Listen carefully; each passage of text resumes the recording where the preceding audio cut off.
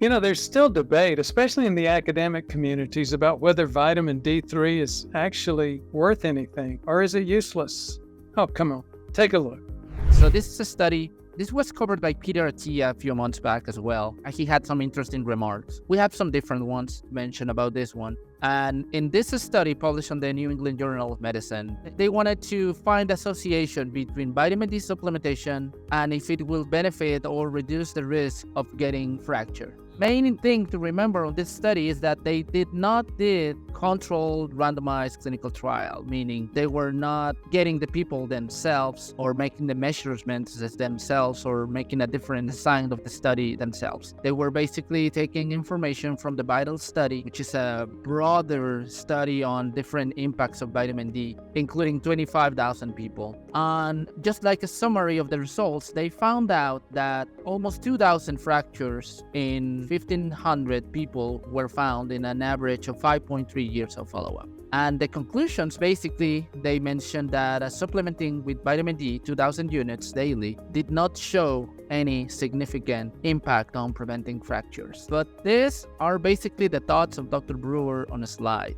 So if I could clarify, so I usually don't give so many comments when I send an article to Jesus, but this time I got obsessive compulsive, I think, and got very detailed. So Jesus just went ahead and provided it.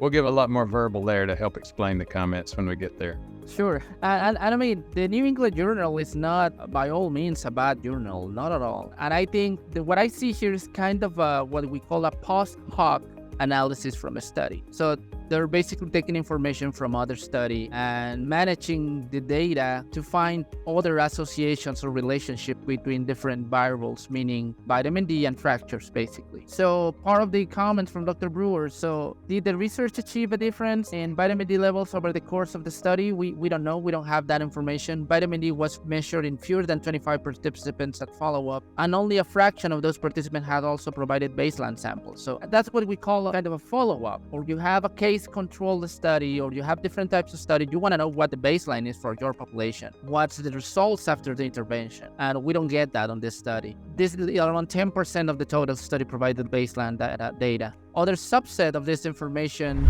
they said that experienced vitamin D increased from 29.2 nanograms to 41.2 after 2 years, while the placebo group did not. So how can we make sure that the results can be generalized to the entire population of the study? We are not sure about that either. By using bone fractures, which are relatively rare or non-events, as the outcome of interest, only 2,600 of the 25,000 participants provided baseline and follow-up samples, and only 1,500 experienced fractures during the course of the study. So this is less than 10%, and you can see that even on their own graph, the cumulative incidence is less than 6%. So it's conceivable that these two populations had no overlap at all. While such an extreme would be statistically unlikely, we nevertheless cannot know the extent to which the data from one of these groups might apply to the other one. So what we're saying right here is that we have no way to really make sure that the populations between placebo and vitamin D are really as similar as they claim it to be. Even though they are kind of the same numbers, to that 12,000 versus 12,000, the type of people and the individual characteristics of each subject on both groups are very likely to be different from each other. One of the other challenges is they're saying they got a difference from 29 to 41. And that's also assuming that that's going to be clinically a significant difference.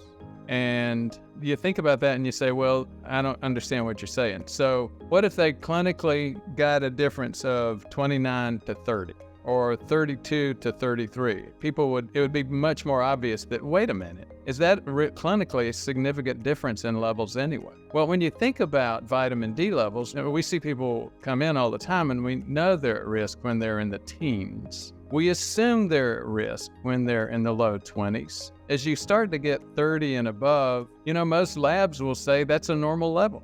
And you go from one level, which most labs will say is normal, 29, to another level, which most labs will say is normal, 41. Maybe that's not enough of a difference to see any significant change in something like fracture risk. So that's item number one. And then the other thing is that there's a stretch, which Jesus talked about here, The study sounds like, oh, it's huge. We've got 25,871 participants. Well, that really depends on how you define participant.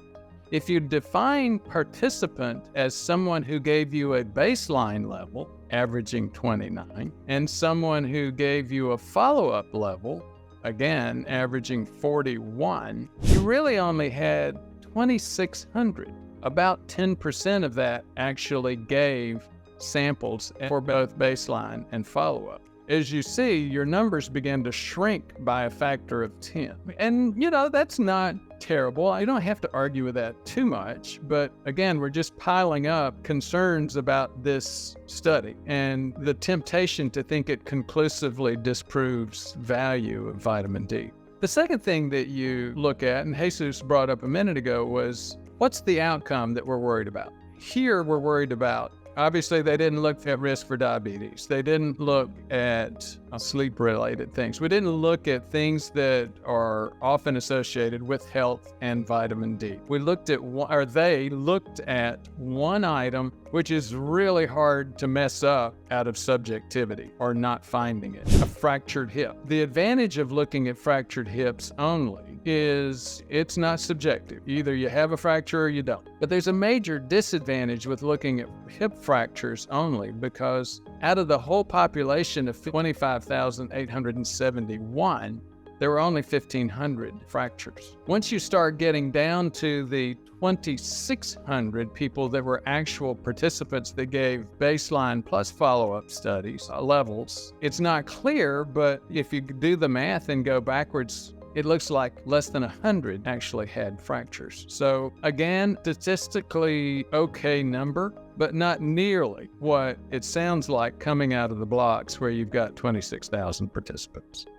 Looking to improve your health and add decades to your life? Join me in the PrevMed team December 1st and 2nd in Tampa, St. Pete for the Heart and Stroke Prevention Event. This is an event, not just a conference.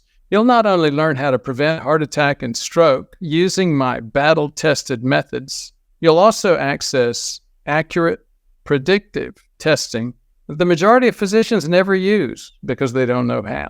All you need to do is click the link below this video or simply go to PrevMedHealthTampa.com to sign up. Hope to hear from you. Thanks.